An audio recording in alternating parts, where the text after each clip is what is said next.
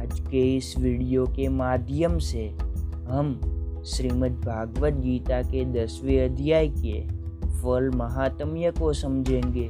तो आइए इसे एक कहानी के माध्यम से जानते हैं। काशी नगर में एक ब्रह्मज्ञानी ब्राह्मण रहता था। वो नित्य नियमित काशी विश्वनाथ के दर्शन के लिए जाता था। एक दिन विश्वनाथ के दर्शन करते करते वह ध्यानमग्न बना। इसी में संगी नाम के एक गण ने भगवान काशीनाथ को पूछा, हे प्रभु, यह ब्राह्मण कौन है? उसने कौन सा तप किया है? भगवान काशी विश्वनाथ ने संगी को कहा, उसके संबंध में मैं तुम्हें एक कथा कहता हूँ, वो सुनो। भगवान शंकर एक बार पार्वती जी के साथ कैलाश पर्वत पर बैठे हुए थे। उसी में एक हंस कमल का फूल लेकर वहां आया और उसको चढ़ाया।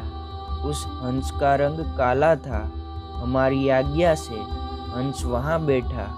हमने उस हंस को पूछा, तुम कौन हो? तुम्हारे शरीर का रंग काला क्यों है? हंस ने कहा, हे भगवान, मैं ब्रह्मा का वाहन हंस हूँ। एक समय पर आपके दर्शन करने की इच्छा से मैं ब्रह्मलोक से निकलकर आ रहा हूँ। रास्ते में वहाँ मानसरोवर आया।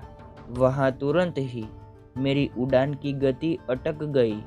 मैं बेभान होकर जमीन पर गिर गया। जब मैं होश में आया तब मेरे शरीर का रंग काला हो गया। इसलिए मैं चिंता में पड़ा। इसे देख मानसरोवर से कमलिनी का आवाज आया कि हे हंस, मेरे ऊपर उड़ने से तुम्हारे शरीर का रंग काला हो गया है। मैंने उनसे पूछा, तुम कौन हो? कमलिनी क्यों हुई हो? उसने कहा, पिछले जन्म में मैं ब्राह्मणी थी। मेरे पास एक मैना थी। वो मैना को मैं कुछ सिखा रही थी। इसी में मेरे पतिदेव वहाँ आए। मैंने उन्हें देखा, लेकिन फिर भी मैंने उनका सत्कार नहीं किया। इसी कारण उसे गुस्सा आया और उसने मुझे श्राप दिया। इसी श्राप के कारण मैं मैना बनी और एक ऋषि के आश्रम में रहने लगी। वो ऋषि जी हर रोज श्रीमद् भागवत गीता जी के 10वें अध्याय का पाठ करते थे। वो सुनने से मैं अप्सरा बनी और मेरा नाम पज्ञावती रखा गया। एक दिन मैं सरोवर में स्नान कर रही थी। इसी में दुर्वासा ऋषि वहां आए। उसे देख मैं घबरा गई।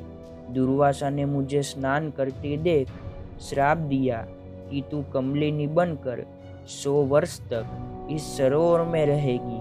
हे हंस, आज 100 वर्ष पूरे हो रहे हैं और मैं शाप से मुक्त होने वाली हूँ।